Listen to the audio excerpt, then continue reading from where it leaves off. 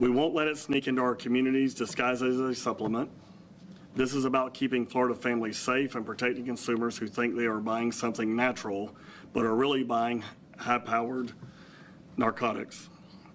FTAC's inspectors are on the front lines every day working hand in hand with partners to pull dangerous products off shelves. We're proud to stand with the Attorney General Uthmeier and Sheriff Waters. This is what teamwork looks like: swift action, clear rules, and real enforcement. Today, we are filing a new emergency labeling rule that ensures that manufacturers and retailers can't hide behind vague labels or misleading marketing. Every product must clearly state the 7-OH concentration in parts per million. If the 7-OH concentration is too high, it's illegal and will be removed. A few years ago, we sounded the alarm on kratom. Today, Florida is doing what others wouldn't, putting public safety first. The Attorney General's previous emergency rule put 7-OH in the same category as heroin, LSD, and fentanyl analogs, and that's where it belongs. Florida will always choose protecting kids and families over protecting the profits of bad actors. Working with Attorney General Uthmeier and Sheriff Waters, we are making it clear we won't rest until dangerous drugs like 7-OH are off the market and out of our neighborhoods. At this time, I want to invite the Attorney General for a few remarks. Sheriff, I see you brought in the high podium today to make me look short. Thanks for having us, Sheriff. Again, it's great to be here in a big city in Florida where crime rates are going down. You know, we look across the country at so many blue city sanctuary cities where they're still struggling with high crime rates, tons of murders. You know, we've got a sheriff and his office that have led the way in cutting a murder rate in half in this city. Crime rates are going down because we back our law enforcement, we put criminals behind bars, and we protect our families. It's really not that complicated. When you support these guys and let them do their jobs, they do them well, and we're all the safer because of it. So thanks for being here today to highlight some great results. I want to thank the commissioner here and his law enforcement team for getting almost 18,000 products off the shelves that are dangerous. The 7-OH product, it's a drug. Gas station morphine, I think, is a pretty good description to describe the risk that it presents, especially to our kids. Several weeks back, we met with the FDA commissioner. Shortly after the FDA announced an advisory pointing states out to the danger of 7-OH, a fairly new concentrate that's found naturally in kratom, but when extracted and when chemically enhanced, it can be 13 times more potent than morphine. And this is what's been on shelves in gas stations, retail stores, 7-Elevens, right next to candy. We've got to get this stuff away from our kids. I'm a big believer that government should let businesses do their thing, stay out of the way, except in the most extreme of circumstances.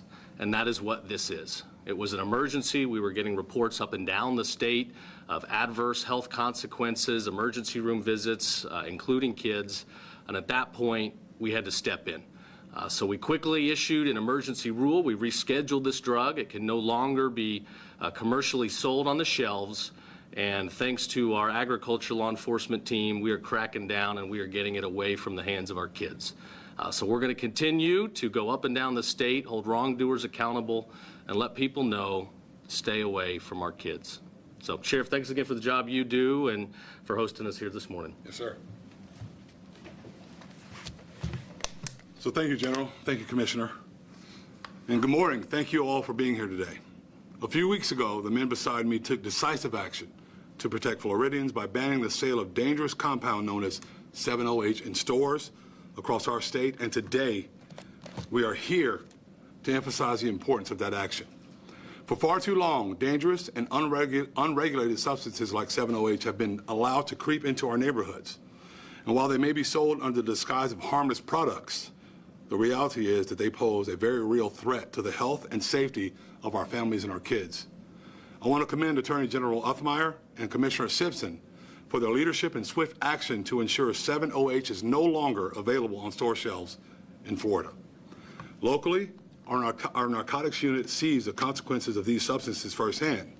And just last week, JSO narcotics detectives seized 341.4 grams of kratom while conducting a search warrant. These are not victimless crimes. Every package sold has the potential to destroy lives, tear apart families, and put an added strain on our healthcare system and law enforcement resources. The action to remove them from our store shelves sends a clear message. Florida will not tolerate dangerous, addictive substances being pushed onto our citizens and our kids. Our agency remains committed to working alongside our state partners to keep those poisons off of our streets, to hold those dealers accountable, and to protect the very people that we serve in Jacksonville and across our great state. So thank you. At this time, I should probably invite Dr. Curran up. And Dr. Curran runs our department that manages this type of product and many others, including hemp. And we're very proud of his work. And we'll be happy to try to answer any questions if there are any. There's been a lot of legislation in recent years looking to either fully ban kratom or further regulate it. Obviously, this reclassification of 70H is coming through an emergency rule. Is there still a place for the legislature to step in here? Is the ultimate goal to schedule kratom, or the concentrations below a certain amount, or still okay with it? So this emergency rule is only good until the legislature comes back to meet. So ultimately, they're the policy-making branch. Appropriately, they can either ratify the rule, amend it, or impose restrictions at their discretion. I certainly think when it comes to hemp and kratom and some of these new products that we're all still learning about, that there's a lot we don't know. Are there some medical therapeutic, advances that could come with some of these products? Sure. Are there things that could be prescribed by physicians to be helpful? Sure.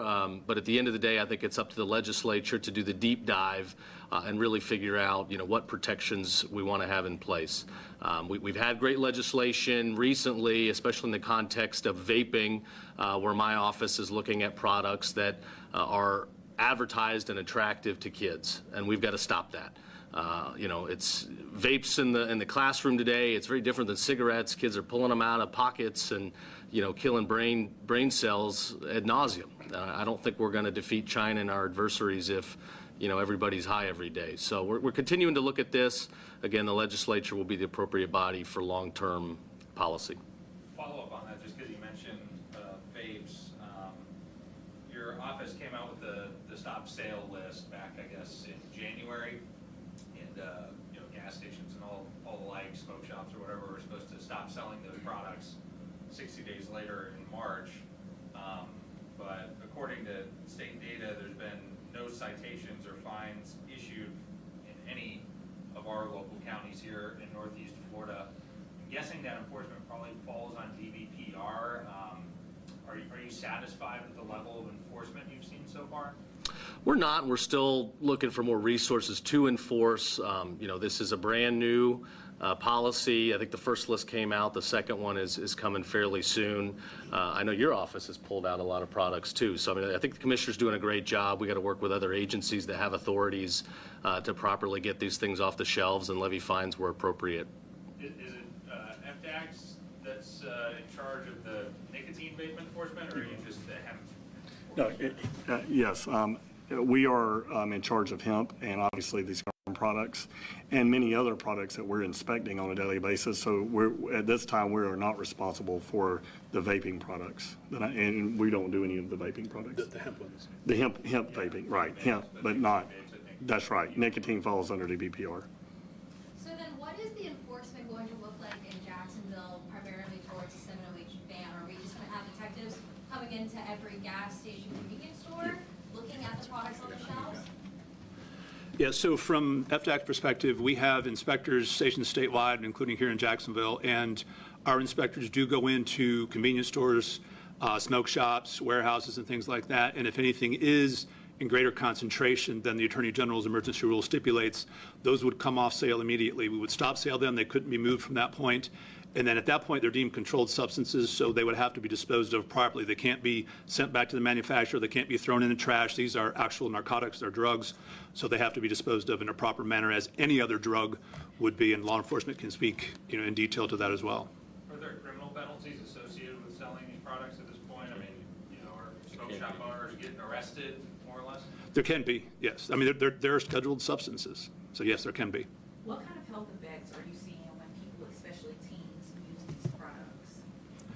So when it comes to 7-OH, it is, as the Attorney General reported, is about 13 times more potent than morphine. And I think we all are familiar with morphine, it's a painkiller and it's addictive. And so when you take painkillers, it has a euphoric effect. It kind of decreases your mental functions and such like that. And when you're addicted to something, this is something that your body craves and it goes back for more and more and more. So it's really a detriment to youth, especially who may be naive in the effects of these things. They get hooked on these things. It's a very difficult process to become unaddicted. I know that 7-OH acts similar to an opioid, but it's not technically an opioid. When you're looking at like overdose situations, does Narcan work on these products? So 7-OH is in the opioid family. It has the same effects as that. As far as with Narcan working on that, I'm not a physician, so I really can't speak to whether it does or doesn't. But it is in the opioid family. Does Georgia have the same enforcement? And if not, does that create some black market where you can have people buying it in some other state, bringing it in Florida and selling it here? So I can't speak to Georgia's laws or Georgia's enforcement, but that black market, as you referred to, unfortunately exists everywhere. And it's been a lifelong thing for all law enforcement to try to eliminate a black market. And so we just do our best that we can with the resources to try to make that as difficult as possible in Florida. Is Florida like the only state doing this, or is other states doing it in terms of this particular? We're out front when it comes to this. There aren't too many states that are doing what we're doing, and states do contact us when it comes to 7-OH and hemp and other things like that. They do contact us to learn more about what we've done and our experiences. So we're in the forefront with that. A little off-topic question. Obviously, the open carry ruling has been in the news. Your office issued some guidance recently. I know GSO put out a statement as well. I think there's maybe still some questions because it's so new in our state. What does open carry look like, especially when it comes to long guns? Do you have to have it on a strap? Are you allowed to hold it in your hand? I mean, for gun owners out there who want to exercise this right but want to do so in a proper fashion so they're not breaking the law or, holding their firearm in an intimidating or harassing way, I mean, what can you kind of tell us in terms of what is okay, what is not? So the first DCA, as you mentioned, they issued a ruling striking down the state's longstanding prohibition on open carry as unconstitutional, making open carry the law of the state, where no other appellate court in the state has ruled the opinion of the first DCA will apply statewide. So I agree with the opinion. I think it's consistent with our constitutional rights and the meaning that the founders intended when they wrote the document. What does it mean today? It applies broadly to all firearms. However, there are other sections of Florida statute. You cannot take firearms into schools, into classrooms, and you cannot, hold a firearm in a way that is threatening, rude, careless, or is going to intimidate others. So my advice to people out there is, these rights, we strongly protect them, but we also strongly oppose criminal behavior. If somebody's out there acting in a dangerous way, our law enforcement is going to step in. So I hope people won't be dumb out there running around with long guns pointing them at people. That's not the goal here. The founders wanted the Second Amendment to protect us from largely a tyrannical government. Today with the evil we're seeing with, some of the radical ideologies, I think protecting yourself and your family is more important than ever, but that doesn't mean be careless. Do you think the legislature's role to step in, maybe further define some of these? Because I know I'm trying to think of the word specifically in statute, more or less, oh God, I'm drawing a blank, I'm sorry. I think you know what I'm talking about. I think there's probably some cleanup needed because some of the, the laws that were written that haven't been struck down were written at a time when open carry was not the law of the state. So I think there's probably some cleanup. I mean, I hope the legislature won't come back and, try to do heavy tightening. I believe open carry is good policy for the state. Majority of states have it out there. The world isn't ending. I think it's important to be in line with our United States Constitution. It's also Attorney General, in terms of the Baker County, the detention facility there, can you kind of give us a snapshot where that stands right now, if any kind of milestone events coming up that people should be watching for as that gets more into operation? Yeah, the latest that I've been, briefed on is that it's up and running, it's receiving detainees, and everything's going very well. Alligator Alcatraz, which never shut down, continues to operate. Deportation flights going out of there multiple times a week. Florida continues to lead. I think we've got more than 3 times the number of detentions and deportations than any other state in the country. We're happy to support the Trump administration, to deliver on this promise and ultimately, restore American sovereignty and public safety.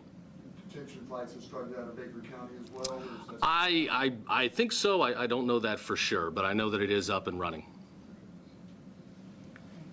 Thank you. Thank you all for coming in this morning.